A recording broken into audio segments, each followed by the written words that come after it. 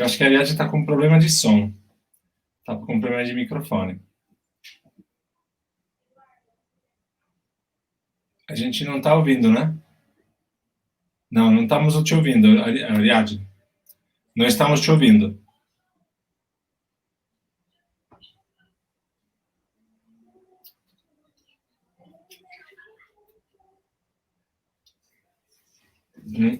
Não estamos ouvindo a Ariadne. Vamos ver se a gente consegue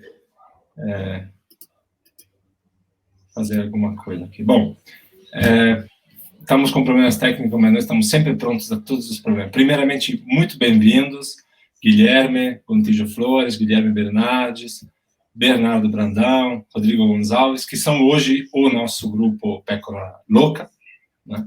Depois vocês têm que contar no bate-papo por que esse nome, né? As pessoas querem saber, certamente. Estão me ouvindo bem? Todo mundo? Ótimo. Então, vou pedir de volta a Ariadne para ver se ela consegue botar o microfone. Não está funcionando ainda, então eu vou fazer a apresentação de vocês. É uma pena, porque seria bem melhor ter a apresentação de Ariadne. Então, estamos hoje num evento, numa atividade da Semana Universitária da UNB, e eu e o professor Marcos Mota, que vocês veem aqui também, ele é atualmente o diretor do Centro de Estudos Clássicos, que é o Centro de Estudos Clássicos do Eudoro de Souza. Ainda nós reclamamos esta herança, de certa maneira, não é verdade, Marcos? E também professor de Teoria da Literatura, do Instituto do Laboratório de Dramaturgia e Imaginação Dramática, e também colega do programa de pós-graduação em Metafísica, onde colaboramos nessa área de estudos clássicos, especialmente. Meu nome é Gabriele Cornélio, sou o coordenador da Cátedra Unesco Arcai, e isso, basicamente, né? E vocês todos, né, colegas do grupo Pécora Louca, são professores também, tanto da Federal do Paraná, quanto da Federal de Minas Gerais, se eu não estou errado. Todos vocês são dessas duas universidades. Pessoas muito conhecidas, o Rodrigo, o Guilherme, o Bernardo e o outro Guilherme também fazem parte um pouco dessa nossa comunidade. E queria, na verdade, imediatamente passar a palavra para vocês. Só uma pequena dica: tem uma lista de presença que eu coloquei no chat do YouTube, e no chat do YouTube também iremos fazer o nosso bate-papo depois da performance de vocês, sobre o trabalho de vocês, sobre estudos clássicos, sobre performance e tudo isso. Então, eu ficarei um pouco atento ao chat e repassarei as perguntas para vocês. Eu creio, pelo que eu recebi de vocês, que o primeiro a se apresentar será o Bernardo, não é verdade? Mas não sei se alguém gostaria de falar alguma palavra antes de introdução.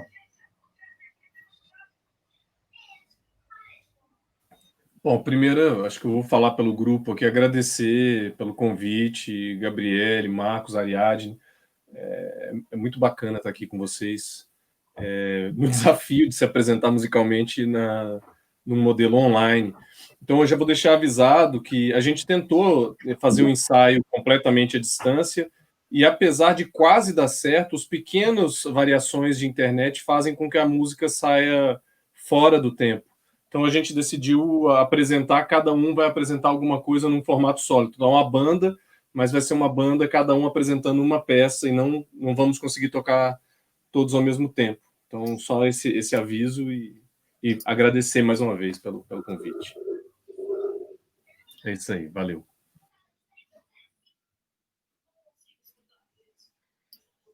Então, eu vou tocar esse instrumento aqui, o bárbitos. Ele é da família da lira, é como se fosse o baixo da família da lira, né? E vou tocar duas peças breves. A primeira é uma instrumental que aparece no escrito grego, e que é de um anônimo. Então a gente chama de anônimo de Bellerman, né? E depois, uma versão do início da Ilíada, só no grego. A melodia que eu vou cantar, ela é do Leonardo Antunes, com alguma adaptação minha. Então, primeiro a instrumental.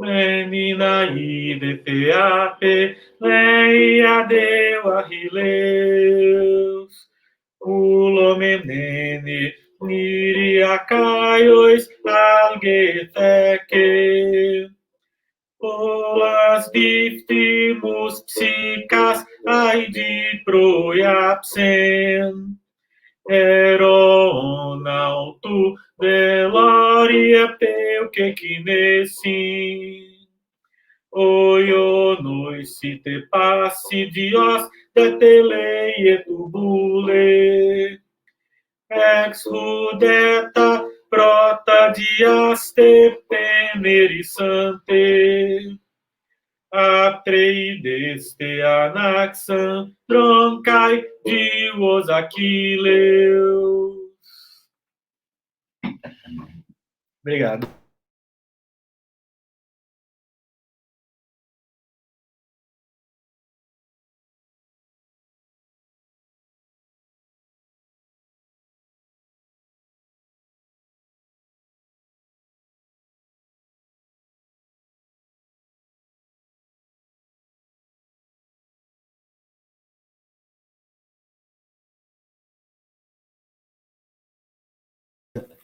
Já é minha vez? Assim, rapidinho?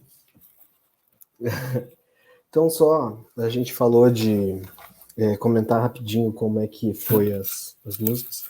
A primeira vai ser é uma música só, na verdade, mas 2 poemas de Catulo, um em tradução minha, seguindo o metro do endecassílabo, e depois o Catulo 5, e na sequência o Catulo 16. Acho que cria um efeito legal, tanto o latim meio incompreensível e obsceno com a música mais romântica que a antiguidade já fez.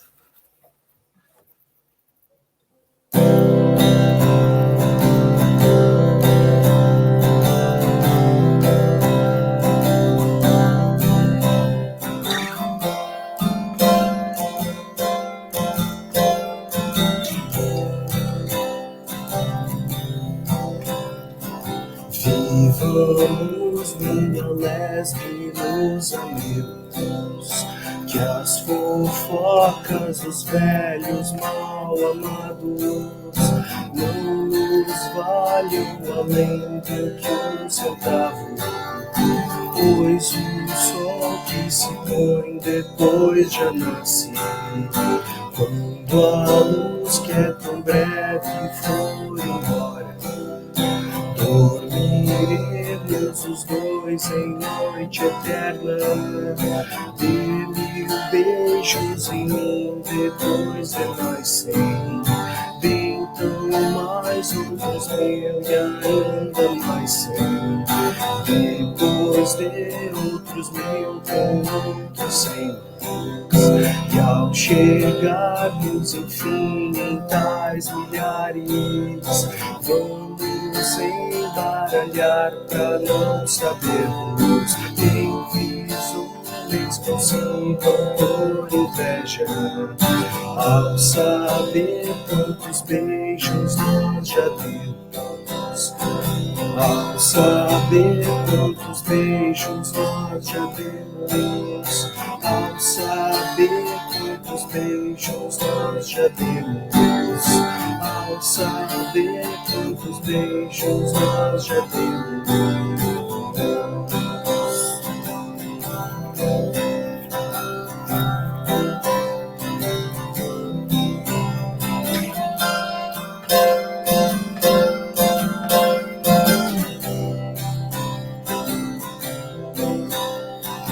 Dedica bego setiruma Aureli patiquetinai de furi Vimex versiculis ne isputastis Quod sunt moriculi parum pudicum Nam castesse decetium poeta Ipsum versiculus nihil neces, qui tu deliqua bensa leclepore, si sint molicula parum pudici, et quod dia tintare posso, non dico pueri sedis pilosis, qui duros leque uno vere lumos, vos por milia multa vacium, legistis male me marem putatis, dedicable vos et irumamo, dedicable vos et irumamo, dedicable vos et irumamo.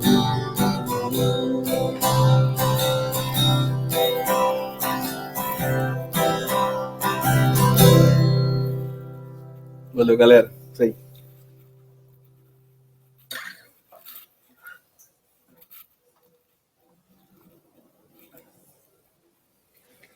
Bom, boa tarde, gente. Eu estou me divertindo aqui, ainda estou processando que eu estou me divertindo com a nova versão do Cthulhu que o Gui acabou de apresentar. Como eu falei, a gente está fazendo sem ter podido ensaiar junto, então a gente está ouvindo também pela primeira vez algumas soluções individuais. O que eu vou fazer agora é o Epitáfio de Cícero. Eu vou fazer duas peças. Eu vou fazer primeiro o Epitáfio de Cícero, que a maioria das pessoas conhece. É a única peça antiga que nos chegou inteira por dois motivos. Um, porque estava escrita em pedra, com as notas. Dois, porque ela é curtinha e a pedra chegou inteira, né? Então é uma espécie de sorte dupla, mas, ironicamente, chegou inteira porque é muito curta, né? Se fosse um pouco mais longa, dificilmente. Então, vou lá. Sou a pedra e a imagem. Cícero aqui me esculpira um duradouro sinal dessa memória imortal.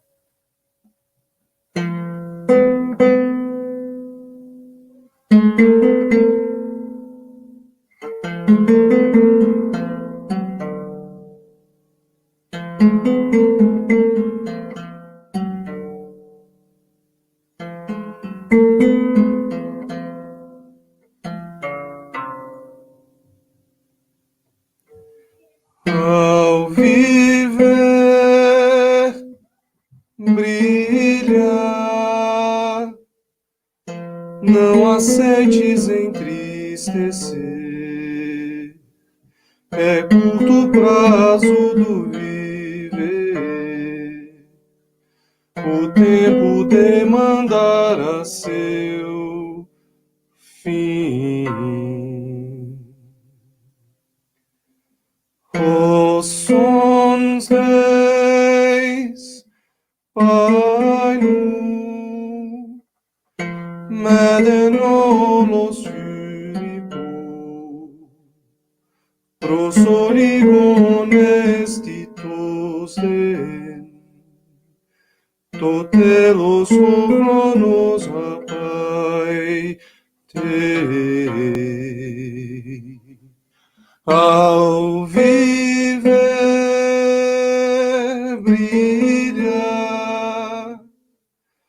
não aceites entristecer, é curto prazo do viver, o tempo demandará seu fim.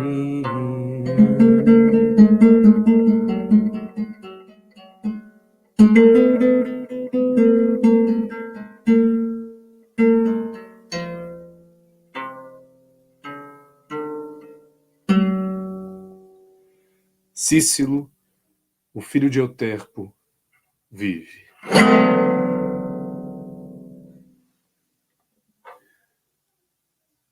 E vou fazer também uma outra peça que é anônima. O Epitáfio de Cícero também é anônimo. Que se chama The Well Below the Valley.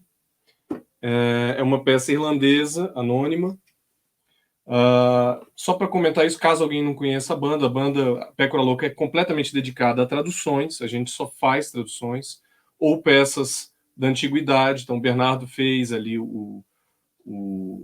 a abertura da Ilíada, que a gente também apresenta com tradução, muitas vezes. O Guilherme fez 2 de Catulo, uma com a tradução, a outra só o texto em latim, a gente faz esse tipo de coisa também. Eu fiz aqui o Cícero bilínguemente, e agora eu vou fazer uma que dá um salto de 1.500 anos, mais do que isso, 1.700 anos, mais ou menos. E porque a gente também traduz poesia medieval, também traduz poesia moderna, e inclusive cancioneiro absolutamente contemporâneo, tá?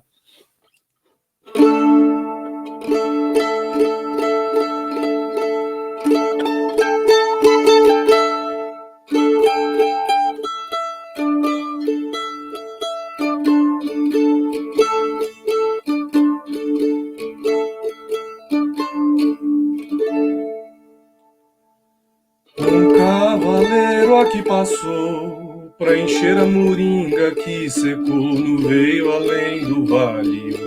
Verde nasce o lírio entre verdes moitas. E a moça respondeu: não posso, o balde encheu aqui. Se eu me encurvar, eu vou cair no veio além do vale. Verde nasce o lírio entre verdes moitas. Então eu lhe respondi: se o teu amante aqui passar, você daria até um mar no leito do vale. Verde nasce o lírio entre verdes moitas. E ela jurou por pão e grão que nunca teve amantes, não. Veio além do vale, verde nasce o lírio entre verdes moitas. Eu disse: moça, cê mentiu, pois 6 crianças já pariu no veio além do vale. Verde nasce o lírio entre verdes moitas.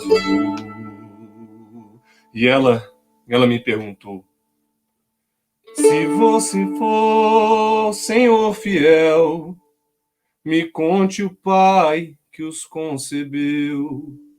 No veio além do vale, verde nasce o lírio entre verdes moitas. E eu respondi: 2 deles são do tio João, e outros 2 do teu irmão, e 2 do teu querido pai. Verde nasce o lírio entre verdes moitas. E ela me perguntou mais uma coisa: se você for fiel e bom, me diga o fim de cada um. No veio além do vale, verde nasce o lírio entre verdes moitas. E eu respondi também: 2 jazem sobre o teu portão, e 2 debaixo desse chão, e 2 no veio ficarão. Verde nasce o lírio entre verdes moitas. E ela me perguntou uma terceira vez: se você é tão sabido assim, me diga qual será meu fim. No veio além do vale, verde nasce o lírio entre verdes moitas. E eu já sabia. Serão 7 anos no portão e 7 mais de perdição. No veio além do vale, verde nasce o lírio entre verdes moitas.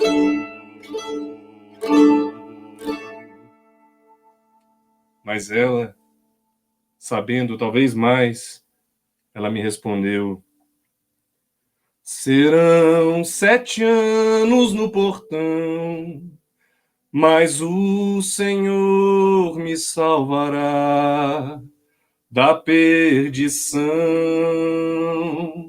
At the well below the valley, oh, green grows the lily, oh, right among the bushes.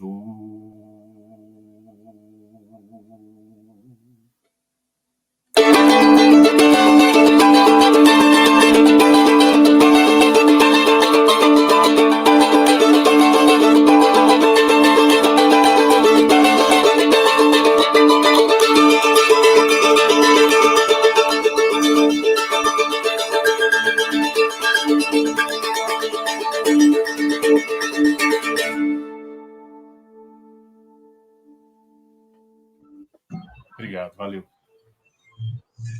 Arrou! Arrou!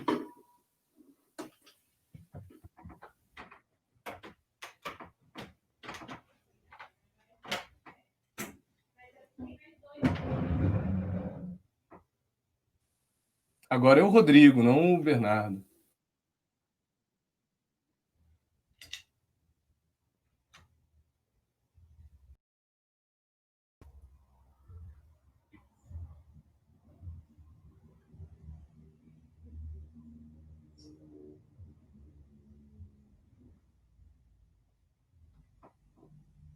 Posso começar, então?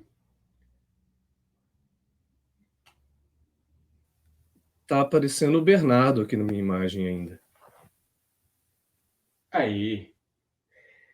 Bom, a gente vai fazer agora o Catulo 8, um clássico do Pécora.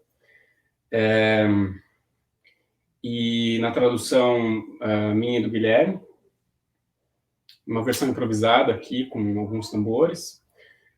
E quem começa essa versão é o Guilherme Bernardes, e depois eu entro. Acho que só o áudio fica mais legal, né? Eu só falo e você aparece. Catulo triste, larga dessa loucura, e o que perdeste aceita como perdido. Brilharam sóis pra ti nas luzes de outrora. Então corrias onde a moça queria que tu amasse mais que amaram as outras. E tantas brincadeiras ambos brincavam. Bem querias, e ela não desqueria.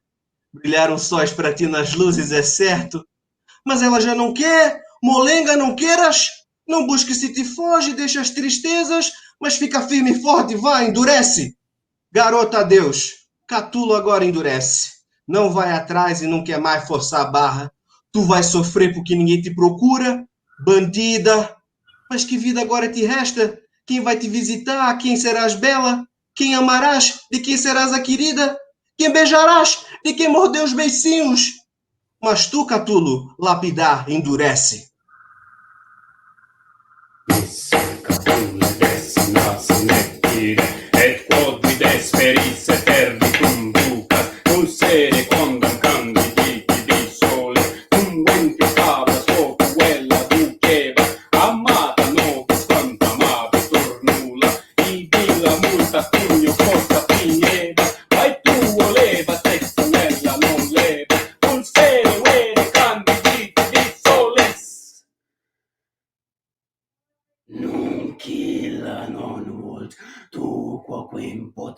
Noli, nec quae fugit sectare, nec miservive, sed obstinatamente perfero dura, quale sembra ioca sostura, et per require tecno gravi attunto venis, vis nulla, celesta vaite, viva nequida, vis nunca disi cui bene in stella, quem nunca amavi cui ulete digeri, quem baziavi cui la terra morderi, attunta sulle destinata sottura, attunta sulle destinata sottura.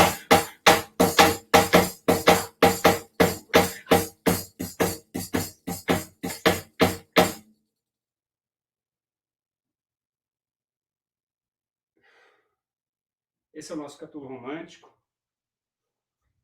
Essa camiseta maravilhosa que foi feita pelo nosso fã-clube de Curitiba, o Luiz Ruff, que está assistindo a gente, Laurene Veras. Interessados, depois podem falar com eles. E eu tenho uma segunda música, não sei se vai funcionar, mas eu tentei fazer aqui. Eu vou precisar de uma colinha,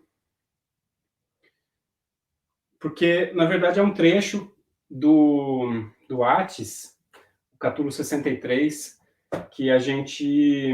Foi a primeira tradução que o Pécora fez. Foi o começo do grupo, em 2015. A gente fez a tradução a várias mãos, numa disciplina de graduação que eu estava dando, o Guilherme participou, e a gente traduziu todo mundo junto em sala de aula. E na primeira formação do Pécora, foi ali que surgiu a ideia de fazer alguma coisa. E a gente fazia o poema inteiro, um poema longo, a gente dançava o poema, encenava, ficava super esquisito, a gente foi melhorando um pouco.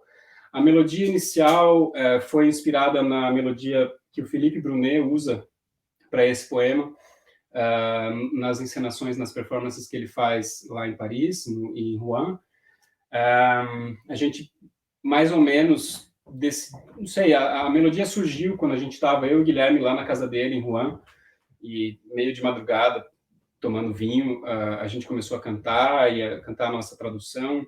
Essa foi uma das melodias que surgiram. A segunda melodia foi feita pelo Acácio Luan Stocco, que era da primeira versão do grupo.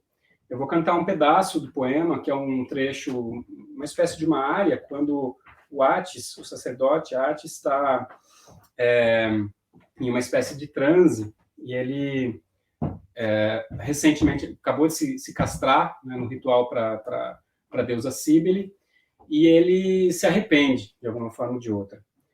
Vai ser um pouco complicado, eu tinha previsto estar com o texto projetado, mas eu não consegui, e eu vou ter que fazer isso com o celular, então talvez eu esqueça alguma coisa, mas vamos lá, vou tentar fazer. E esse é um poema muito bonito, porque ele é todo em galiambos, que é um metro bastante complicado, composto de 2 dímetros... como que é o nome, Guilherme? Esqueci o nome. Deixa eu ver. Ele é baseado no dímetro jônico anaclástico menor, isso, dobrado, fazendo Quem não se lembra? eu acabei esquecendo, porque, enfim, o nome completo. Mas é um dímetro jônico anaclástico menor, e aí ele tem umas variações, tá? Eu vou tentar fazer aqui de algum jeito e vamos ver o que acontece.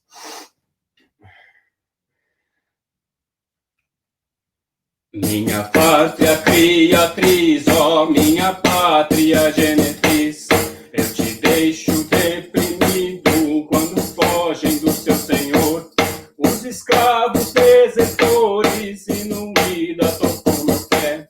Se eu chegasse ao lar das feras, entre neves congélidas,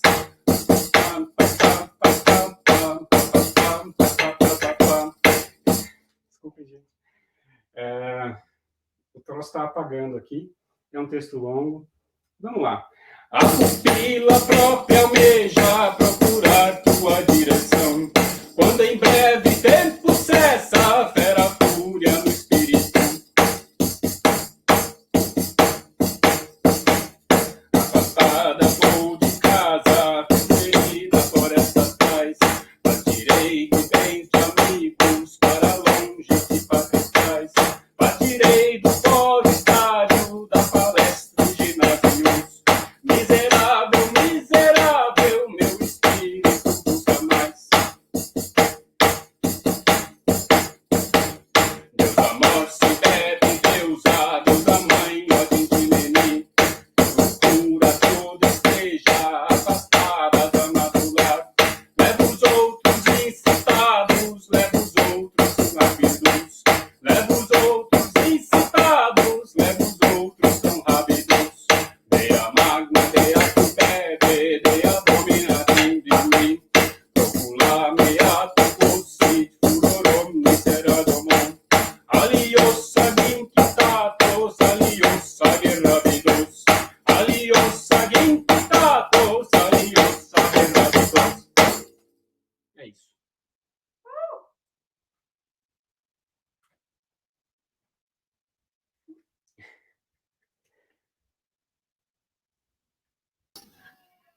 Muitíssimo obrigado a todos. Peço imensas desculpas, porque eu estava cuidando, de fato, da direção de arte, e vocês viram com que incapacidade, mas, assim, a beleza e até todas as informações que vieram a partir do nosso chat mostraram que foi, de fato, um sucesso. Eu peço desculpa também, porque o começo foi um pouco, assim, atribulado, com problemas técnicos, mas eu queria me emendar um pouquinho, e antes de passar, então, a palavra para o chat, né, para que a gente pudesse conversar um pouco com vocês sobre esse projeto, sobre a performance musical, eu queria dizer que o Pécora Louca, como vocês viram, é um grupo de tradução em performance musical de poemas grecos romanos, também de canções do período moderno, como vocês viram o Guilherme fazer. autores clássicos performados em português e, obviamente, também, como vocês viram, nas línguas originais, tanto contemporâneas como especialmente nas línguas antigas. O grupo foi formado em 2015 por Rodrigo Tadeu Gonçalves e Guilherme Gontijo Flores, que estão aqui presentes. Já teve várias formações, e esta que vocês viram agora, com o Bernardo Brandão e o Guilherme Bernardes, é a formação atual. A banda já se apresentou em vários lugares, vocês sabem, em várias universidades, inclusive na Canja Flip em 2017, no Itaú Universidade de Curitiba. E também, a última vez que eu vi vocês foi lá em Juiz de Fora, antes da pandemia. Não sei se vocês tiveram alguma outra apresentação desde então. Essa é a primeira apresentação pandêmica do Pécora Louca. Em evento, eu acho que sim. A gente ficou no bar umas 2 vezes depois de Juiz de Fora, mas só. A gente não tocou esse ano ainda, na verdade, primeira vez. Então, efetivamente, a primeira pandêmica. Estamos matando todo mundo a saudade de vocês, então. O Guilherme falou no começo, né? A gente tentou fazer um ensaio pelo StreamYard para tocar todo mundo junto, mas com o lag que tem entre uma conexão e outra, os tempos dos instrumentos ficavam completamente loucos, e a gente já não é profissional, então ficou muito inviável. Aí a gente tentou fazer essa coisa. A querida Beatriz de Paula disse que era um encerramento do Congresso da SBEC, foi um momento muito importante, exatamente. Muito obrigado, Beatriz. As mensagens do chat são muito divertidas. Tem gente pedindo o link para comprar camiseta, Rodrigo. Ou não sei se era para comprar ou para receber. Luiz e Lola, olha a chance, empreendimento. Mas fora de brincadeira, eu gostaria, enquanto o pessoal esquenta, de passar a palavra para o Marcos Mota, que é o nosso músico, dramaturgo e tudo mais, para que o Marco pudesse um pouco interagir com a apresentação de vocês, né, Marcos? Eu gostei muito do que vocês fazem. Eu conheci o trabalho de vocês quando o Rodrigo veio aqui, né, não sei se o Rodrigo lembra. Lembro. Na aula da Sandra, né, que a Sandra trouxe lá do grego. Então, eu acho isso, o campo que vocês trabalham, magnífico, sabe, de fazer essa mediação histórica entre passado e presente. A gente sabe muito bem que esses textos, quando eles não têm a melodia, tudo fragmentado, né? Não tem. Então entra muito esses textos no processo de recriação. Vocês são classicistas, têm a formação para fazer isso, mas ao mesmo tempo entra a cultura de cada um, né? Entra a lista de sons que vocês ouviram, né? Entra a cultura de vocês, o background sonoro de cada um de vocês, e assim, o que é mais interessante que eu acho, além, porque isso aí poderia ser uma atividade individual, né? Por exemplo, aqui em Brasília, eu fico muito isolado, né? Mas assim, o que é interessante de vocês é reunir essas pessoas, né? E formar um grupo mesmo, com interesses comuns. Cada um de nós é muito ocupado, vocês são professores universitários, né? Cada um tem as suas próprias pesquisas, muitas vezes as pesquisas elas convergem, né? Mas sempre tem os interesses particulares, né? E assim, formar esse grupo, eu acho uma coisa super importante como um exemplo mesmo para as outras pessoas, porque a gente tem alguns grupos, né? Você tem Araraquara, né? Você tem um grupo de teatro antigo, né? Aqui no laboratório na UNB, eu formo desde 2003, a gente faz esse processo, e é muito difícil a gente levar isso, né? E você sabe muito bem, né? Então, por exemplo, quando eu monto uma tragédia grega aqui, vocês vieram no encontro da SBEC, né? 2010, né? Então, por exemplo, aquilo não dá para levar, né? Aquilo não dá para levar. Então, realmente, quem viu, viu. E essa é uma das questões que a gente tem da arte teatral, né? Que ela é muito boa para quem faz. Eu acho que, assim, eu vejo que vocês se divertem muito com isso que vocês fazem. Isso eu acho que é uma questão fundamental. Ninguém obriga vocês a fazerem isso que vocês fazem, né? Ou seja, que vocês fazem tão bem. É uma coisa que vocês vão ter que inserir nisso parte do tempo livre ou não livre de vocês vão ter que encontrar isso aí, né? E, ao mesmo tempo, é fundamental para os estudos clássicos, sabe? Ou seja, sair daquela ideia muito abstrata e muito distante, muito elitista dos estudos clássicos, né? Ou seja, nós estamos aí para reciclar o passado e se apropriar do passado e transformar o passado, né?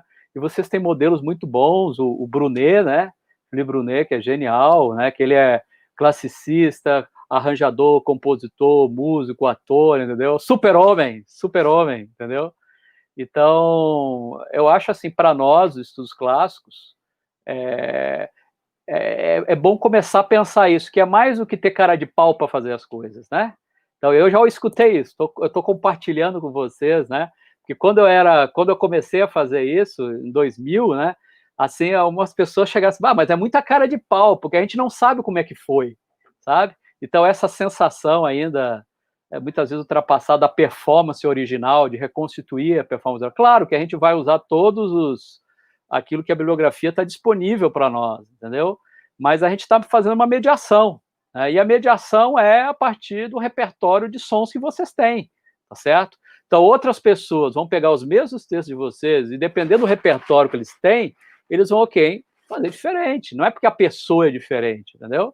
Então, eu acho bem importante vocês apresentarem isso como a opção que vocês estão trabalhando e para servir para outras pessoas. Olha, eles fazem isso, como é que eu posso fazer isso, né? Porque na reconstrução tem um elemento hipotético muito presente, entendeu? A gente não tem acesso, ninguém sabe como é que foi totalmente. Então, é aí que entra a criatividade, sabe? E a criatividade, a primeira coisa que eu acho fundamental que vocês fazem é que, além da criatividade, gerar depois um produto com qualidade, tá certo? Um produto palatável, né? Porque não adianta você fazer uma reconstrução que é feia, né? Então, está muito correto os protocolos de acentuação, frase, tudo, muito bem. Mas quando vai tocar isso, ou quando as pessoas vão ouvir, é um produto feio. Então não adianta, entendeu? É matar um mosquito com uma bomba atômica, tá? Então, realmente, o trabalho de vocês não é só apenas louvável, entendeu? É um trabalho que vai indo além das fronteiras do academicismo, entendeu? A gente precisa do academicismo, a gente precisa mais além. E o primeiro sintoma disso é que vocês se divertem fazendo isso, né? Vocês gostam de fazer isso, porque senão não teria sentido isso, né? E outra coisa, pensar que nós estamos fazendo isso no Brasil, né? Nós estamos no Brasil, né? Ou seja, nós estamos fazendo a nossa versão desses clássicos aqui. Uma vez eu fui no congresso e o cara perguntou, mas por que você estuda música grega? Vocês têm uma música tão maravilhosa no Brasil, entendeu? Para que vocês estudam os clássicos, né? Realmente, por que os clássicos, né? Então, foi de um filólogo italiano que me fez essa pergunta, viu, Gabriele? Num jantar. O cara tomou muito vinho e se empolgou, entendeu? Por que você está dando música grega se você tem uma música maravilhosa, entendeu? E todas essas músicas, todas essas performances, elas se relacionam, entendeu? Então é isso que eu tinha a dizer. Eu acho que o trabalho de vocês tem que ter mais trabalhos como o de vocês continuarem, gravar um DVD, tá certo, né?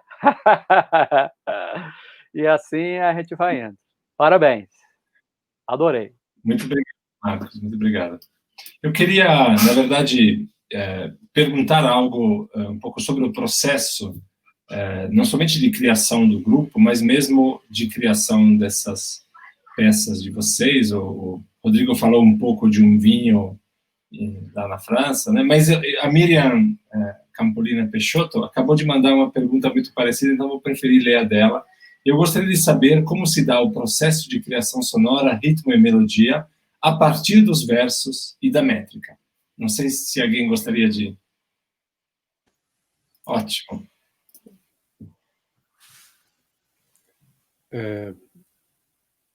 Essa pergunta, eu acho, ela é ótima, é aquilo que fica subjacente às apresentações quando a gente não faz uma introdução longa.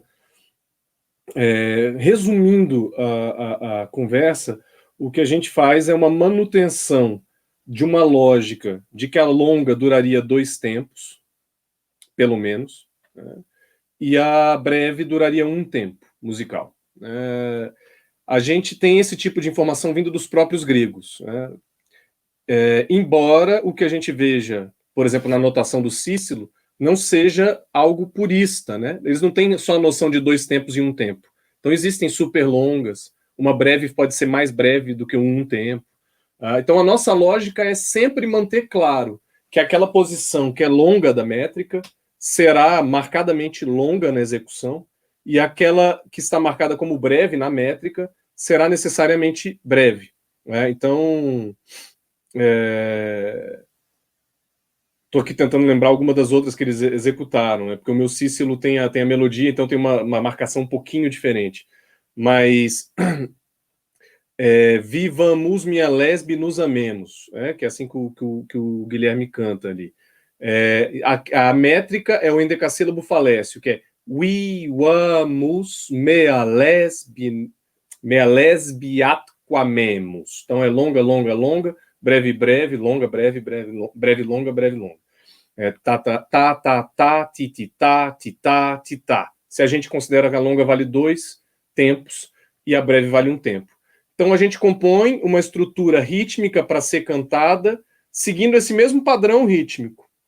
E sobre ela colocamos melodias. A maior parte dessas melodias eu tenho que dizer que são bastante instintivas. A gente não tem nenhum projeto de reproduzir os modos gregos em uso tal, até porque eu diria que as nossas informações musicais não são muito precisas, por um motivo um pouco singular dos gregos, de que os tratados musicais são, em geral, muito filosóficos, e a gente não tem muitos textos que nos informem sobre a materialidade da música, né? Sobre como o melhor jeito de afinar a sua lira, o que tocar quando você está na frente de uma pessoa rica, qual o tipo de som que você leva para o banquete. Isso não tem. Os gregos escreveram sobre música, mas não dão dados muito práticos. Então a gente faz isso de modo especulativo. É claro que tem alguns experimentos que vão se aproximar talvez mais, né? Uma que eu canto muito de Safo, ela é modal, eu fiz a partir de uma estrutura modal na lira, está num modo dórico, né? Já me perguntaram, mas pode cantar em dórico se o poema é eólico? Olha, a gente nem sabe exatamente qual era a afinação específica no mundo eólico durante o período de Safo, né? O que uma coisa amarga a outra geralmente são tratados de um período tardio, associados com uma informação do Platão, associados com a suposição de que essa informação seja purista, de que o que se chama de eólico seja tocado na eólia, exatamente. Então tudo é muito especulativo, a gente não tem esse tipo de pudor. Eu já compus em forma cromática, eu já compus em forma diatônica. Algumas coisas são pentatônicas, que embora vez por outra apareça algum instrumento de vários lugares do mundo arcaicos pentatônicos, não é o que a teoria grega nos prega, né, como modelo musical, mas a gente não hesita, porque as 5 notas da pentatônica estão dentro da diatônica, ou seja, a pentatônica é uma possibilidade da diatônica, ela não está impossibilitada. E em alguns poucos casos a gente toca a melodia que nos chegou, né, que foi o Bernardo tocou uma instrumental, que é anônima, eu toquei o Epitáfio de Cícero, e quando a gente toca música moderna, a gente usa a própria melodia como estrutura métrica.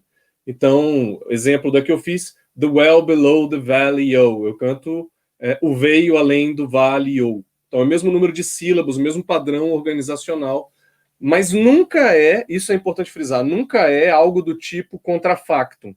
A gente não escreve uma letra aleatória que nos interessa em cima dessa estrutura rítmica do passado. É um esforço tradutório para tensionar o que está sendo dito nas suas formas de dizer do passado, mesmo que seja sempre uma abordagem experimental, no sentido total que você quiser da palavra experimental. São experimentos mesmo. E uma coisa que a gente percebeu que é fundamental para aceitar a noção experimental é que a gente não só não está preocupado em fazer puramente como um grego teria feito no século, sei lá, V a.C., que a gente, inclusive, agrega instrumentos que não estariam nunca na Grécia, né? O Bernardo toca baixo elétrico, a gente tem percussão índia, que é de origem lakota aqui no meio, tem o bodhran, eu toco mandolim, uma época o Leonardo Fischer tocava violino, então o anacronismo para a gente é uma experiência deliberada, até porque a gente pensa que existe uma ressensibilização que demanda provocação. Vou dar um exemplo só. Se no mundo antigo o principal instrumento era uma lira, que é um instrumento super suave, tem um volume muito baixo, essa é a experiência auditiva que constituía um sujeito grego, um sujeito romano. De modo que eles falam, por exemplo, que o aulos para eles é extremamente ruidoso, eles comentam o aulos como um instrumento muito ruidoso. Os nossos exemplos do aulos são razoavelmente ruidosos, mas num mundo em que existe a guitarra elétrica, as bandas de death metal e por aí vai, a nossa própria condicionamento, nosso condicionamento de experiência afetiva dos sons é diferente. E a gente, como tradutores poéticos, a gente pretende ressignificar a própria experiência. Então, esse catulo que o Rodrigo faz tem voz gutural, que é uma técnica que a gente não tem nenhum indício de que um antigo tenha usado. Mas nós entendemos que essa experiência faz parte constitutiva do presente para realizar a identificação de afetividades.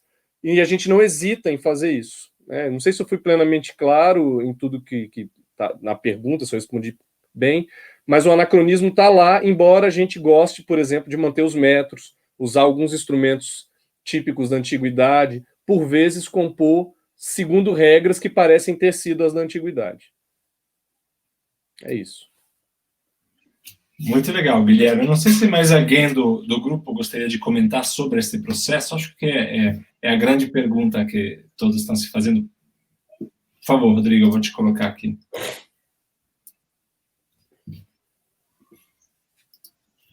Que a gente tem nas recitações dos metros, né, como o Guilherme explicou bem, a gente traduz usando os mesmos, ou tentando emular, né, longas e breves na tradução. Nas recitações longas, ou quando a gente toca juntos e toca por bastante tempo, por exemplo, quando a gente faz o exâmetro, a Ilíada que o Bernardo fez é um exemplo. Ele faz esse começo com o bárbitos e depois a gente entra com várias vozes e eu e o Gui tocando tambor bem alto, para também induzir uma espécie de estado de transe. Quando a gente fazia o Lucrécio, a gente faz o Lucrécio também, um trecho do Lucrécio em várias línguas diferentes, são 4 ou 5 tambores e 4 ou 5 línguas ao mesmo tempo, se sobrepondo. Então, essa ideia, por exemplo, de traduzir um exâmetro grego e latino por exâmetros, mesmo que artificiais, né, na medida em que a gente não tem longas e breves nas nossas línguas, mas a ideia de traduzir isso em um metro equivalente também ajuda a pensar na possibilidade da recitação como uma indutora de estado de espírito.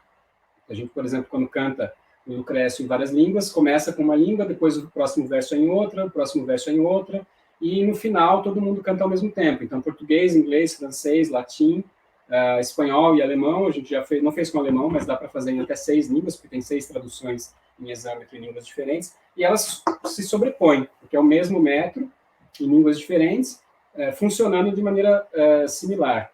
Isso dá um efeito, tanto para nós quanto para o público, quando a gente toca ao vivo, que é um efeito quase de indução de transe mesmo, né? É um efeito encantatório. O metro ajuda nisso. Tem o tradutor para o francês, o Guillaume Bussard, ele trabalha um pouco com essa ideia da recitação, da leitura em voz alta do exâmetro como algo terapêutico. Eu até queria fazer um jabá, porque ele vai falar no meu canal do YouTube no dia 5 de outubro, às 14h, sobre exâmetros em francês, e vai fazer recitação e vai falar sobre essas propriedades terapêuticas do metro antigo, especialmente do Lucrécio. Então, acho que quem quiser, procura meu nome lá, Rodrigo Tadeu Gonçalves, no YouTube. No dia 5 de outubro, segunda-feira, às 14h, ele vai falar sobre isso, e ele vai fazer essas recitações, ele vai mostrar como isso opera. Eu acho que a gente busca isso nas traduções também, sabe?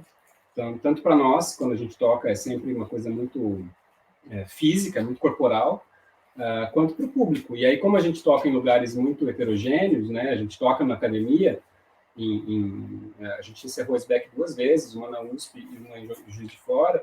A gente toca em eventos acadêmicos, mas a gente também toca no bar. E a experiência de tocar no bar é muito interessante, porque muitas vezes tem mais público no bar que está lá sem saber o que a gente faz, sem saber que tipo de música é essa que a gente está fazendo, do que as pessoas que sabem efetivamente, né, que são os nossos fãs, que a gente tem um certo grupo de seguidores que está sempre nos nossos shows. Mas as pessoas que vêm pela primeira vez, muitas vezes vêm conversar com a gente depois, mas o que é isso que vocês estão fazendo? Porque musicalmente funciona, como disse o Marcos, né? A gente traz para as músicas, para as composições, o que a gente gosta, a gente não tem nenhum pudor em misturar tudo, mas acaba funcionando para um público que não tem nem ideia de que está ouvindo poesia greco-romana, sabe? Isso, para nós, é uma alegria muito grande, porque induz, de fato, estados de espírito. As pessoas dançam, as pessoas gostam, as pessoas ficam felizes, e a gente também, a gente se diverte pra caramba. Acho que tem um pouco isso, essa ideia de manutenção desses ritmos. Na tradução é o único critério que a gente usa, porque eu acho que eles têm efeitos. Assim como eles tinham na antiguidade, para nós, claro, não os mesmos, mas eles têm efeitos. Pô, vou falar mais uma coisa na linha do que o Rodrigo estava falando. Um exemplo muito claro é o Ates, né, que ele tocou um trecho ali. O poema do Catulo é o único poema da antiguidade que chegou com esse metro. Alguns estudiosos acreditam que provavelmente um ritmo dessa ordem era usado nos rituais para a deusa Cíbele, né? Então, que era uma dança dos galos mesmo. E a gente executa, esse poema é longo, a gente fica 10 minutos fazendo a mesma batida, ou mais de 10 minutos, contínua. Ela é uma batida que nos leva a experiências próximas de transe, né? Seja ela, de fato, uma rítmica que tenha sido usado lá nos galos ou não. Mas ela nos abre para uma experiência da antiguidade, que é a tradição que a gente herdou, que é europeia.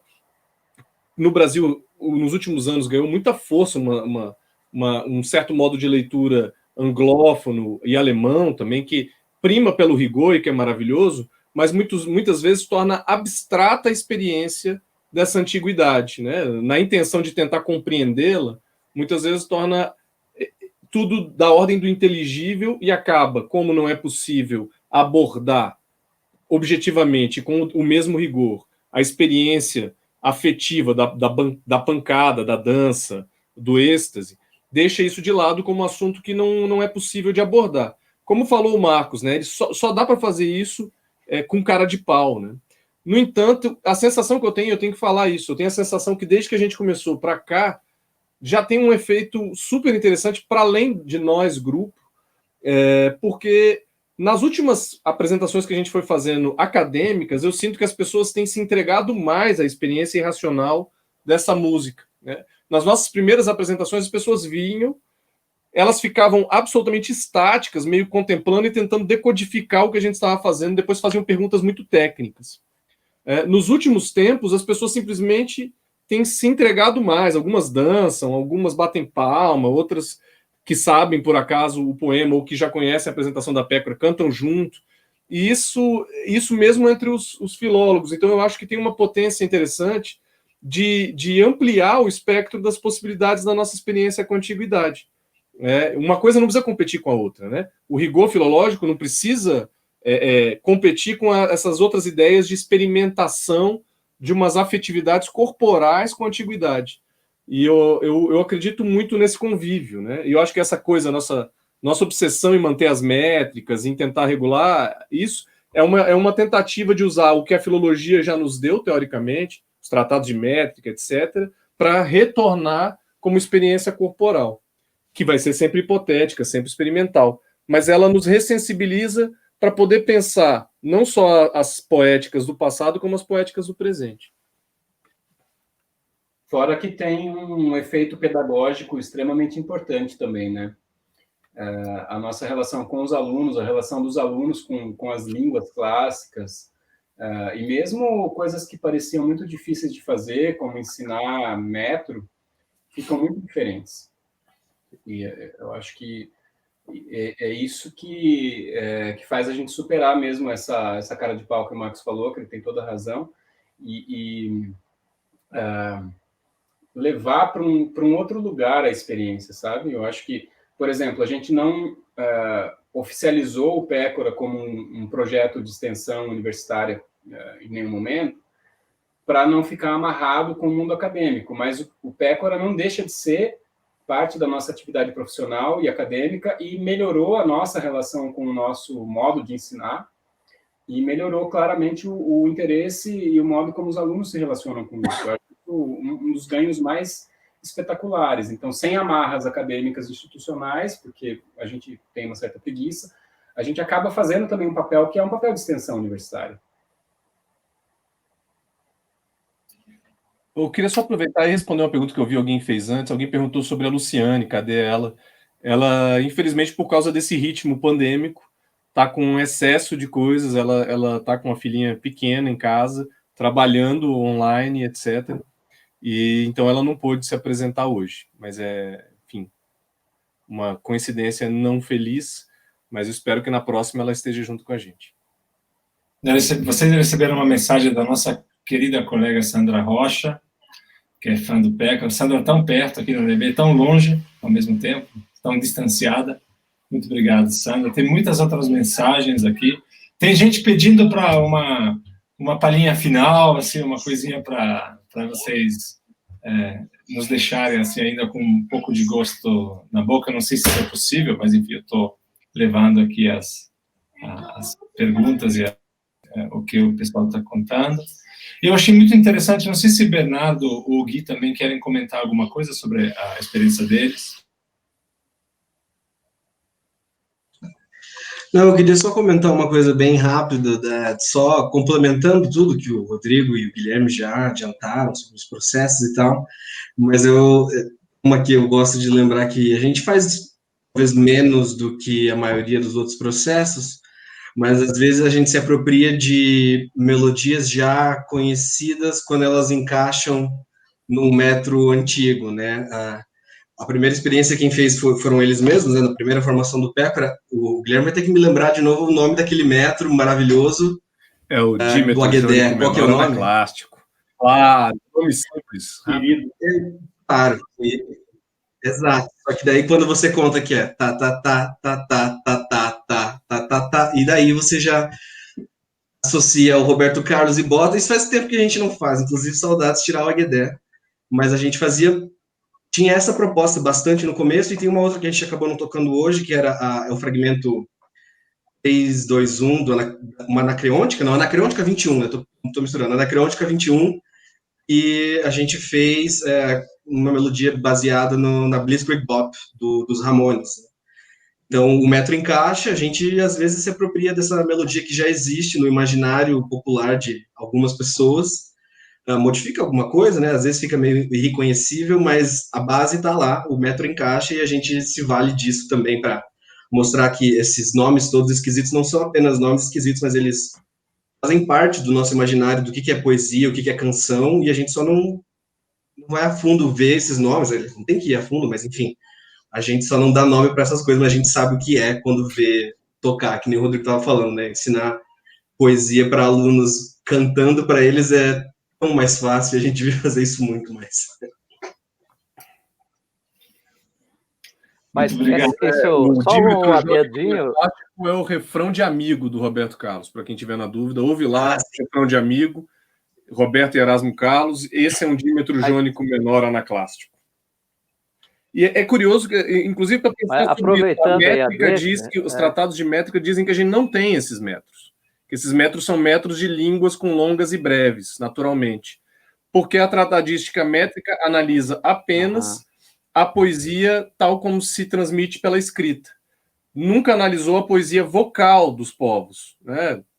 Língua portuguesa e outras línguas. Quando você entende o funcionamento desses metros, escuta os metros em funcionamento, você descobre que vários deles existem sim, e tem muitas vezes tradição forte nas línguas modernas, né? O dímetro jônico no anaclástico aparece em várias músicas populares brasileiras porque ele se aproxima da redondilha maior, por exemplo. Então, a anacreonte, a redondilha maior, tem um flerte. E em Roberto Carlos ele é perfeito, ele cabe perfeitamente. Você pode pegar um monte desses versinhos das anacreônticas e cantar na melodia do refrão de Amigo, sem precisar fazer esforço para que caiba. A anunciação do Alceu Valença está no trímetro iâmbico. Você pode pegar um trímetro iâmbico e cantar livremente a anunciação que vai dar certo. Exemplos outros apareceriam se a gente fosse ficar falando sobre isso. Que fantástico. Eu não sei se o Marcos Mota queria falar alguma coisa, Marcos. Não, essa questão que vocês estão fazendo, né, que eu já ouvi a versão do Roberto Carlos de vocês, na antiguidade eles faziam isso, né? Você pega nas Rãs, Aristófanes vai falar que as melodias eram reelaborações de melodias pré-existentes, né?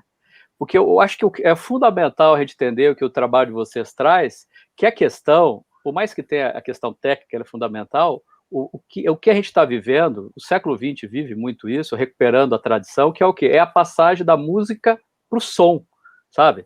Então, você está pensando o som, o efeito do som, a elaboração do som. Então, não é só... Porque se a gente for pensar só em música, a gente vai pensar em forma, em melodias, a gente vai pensar em determinados parâmetros, mas se a gente pensar no som, é isso que a gente está produzindo. Então, é isso que os antigos produziam, eles se preocupavam com a sonoridade. Os teóricos musicais que não produziam música, que se preocupavam em tentar regular aquele sistema, encontrar uma lógica maior que é isso. Ou seja, o que nós estamos fazendo é produzirmos sons para a nossa época, entendeu? E vocês são produzindo acontecimentos sonoros e performativos sonoros para a época de vocês.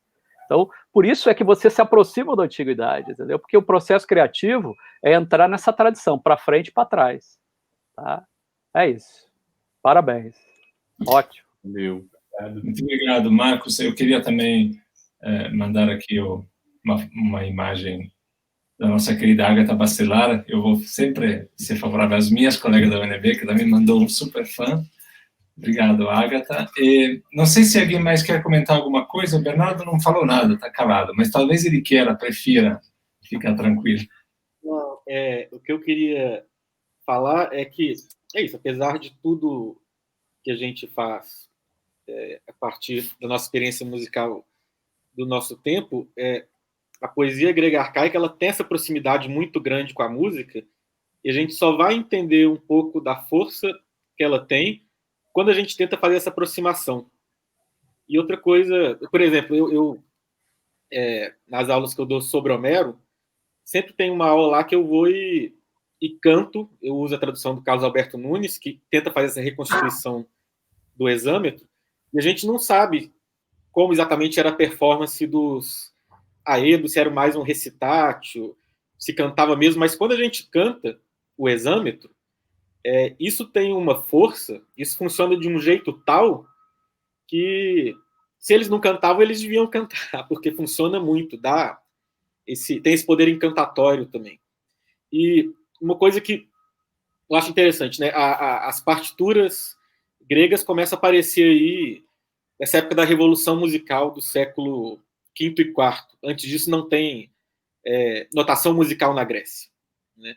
Mas tinha toda essa cultura da musiqué, né? Dessa poesia que é tão próxima da música. E o que eu penso sobre isso é o seguinte: os poemas gregos eles são partituras já, mas partituras rítmicas. E justamente isso, ao meu ver, significa o seguinte: o essencial a ser preservado era o ritmo. A melodia devia variar de região para região, deviam poder até, inclusive, fazer a performance de poemas diferentes, mas que têm uma mesma métrica, com a mesma melodia. Provavelmente improvisavam, já que essas liras, esses instrumentos tinham 4, 5 cordas, muitas vezes, é muito fácil de improvisar assim. Então, eu conjecturo que isso que a gente está fazendo não é tão diferente do que eles faziam. Preservar o ritmo, que o poema é essa partitura rítmica, e improvisar ou criar no âmbito melódico.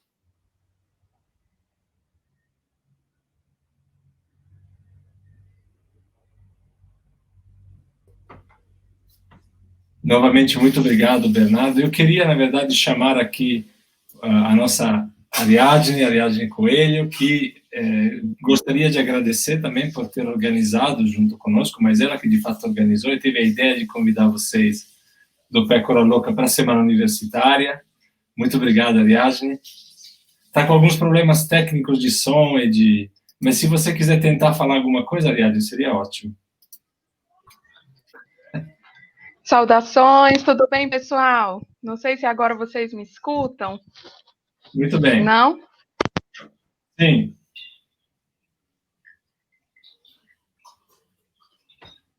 Não tem jeito. Os problemas técnicos seguem, mas eu queria que a Ariadne pelo menos aparecesse para receber o nosso carinho e o nosso agradecimento.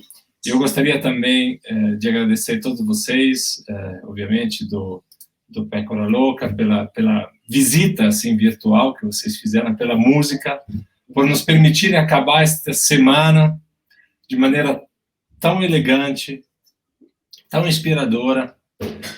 Tenho certeza que alguém vai tocar depois no YouTube e vai tentar ver se consegue se deixar pegar pela dança e pelo irracional, como vocês disseram. E esperamos que a gente possa acabar com essa coisa toda, se encontrar de verdade, ver vocês assim ao vivo, em carne e osso, com todos os instrumentos e com todos os crooners, né, as pessoas que estão com vocês acompanhando essas coisas. Muito obrigado, Marcos Mota, muito obrigado também pela tua presença, enquanto nosso diretor do Centro de Estudos Clássicos. Até a próxima, que espero que possa ser presencial, quem sabe até o próximo encerramento da próxima SBEC. Muito obrigado a todos, então. Obrigado, gente. Obrigado pelo convite. Maravilhoso. Valeu, gente. Muito obrigado. Valeu. Agradecer também, mais uma vez. Muitíssimo obrigado. Abraço para todos. Obrigado. Abraço.